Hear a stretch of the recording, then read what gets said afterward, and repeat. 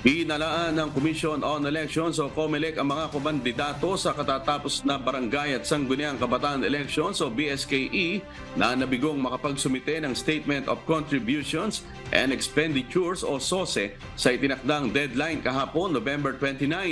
Ayon sa COMELEC, hindi na nila palalawigin ang paghahain nito kahit na lumabas sa kanilang monitoring mula noong November 28 na nasa halos kalahating milyon pa lamang ang naghain ng SOSE kahit na nasa 1.414 million ang bilang ng mga nag-file ng Certificate of Candidacy noong BSKE. Bigyan diin ni COMELEC Chairman George Erwin Garcia, hindi dapat ipagsawalang bahala ang paghahain ng SOSE dahil may katapat na parusa ito.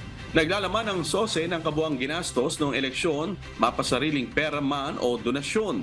Kailangan magsumite nito ang lahat ng kandidato na talo, nanalo o umatras man, pati na ang mga nagsasabing wala silang ginastos sa pangangampanya.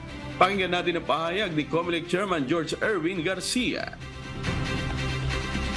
Again, inuulit natin, wala po tayong plano mag-extend ng pagpa-file ng SOSE sa buong bansa. Pag 2 beses kang hindi nag-file ng SOSE, yan po ay pwedeng maging ground ng perpetual disqualification to hold public office. Ano po ibig sabihin yan?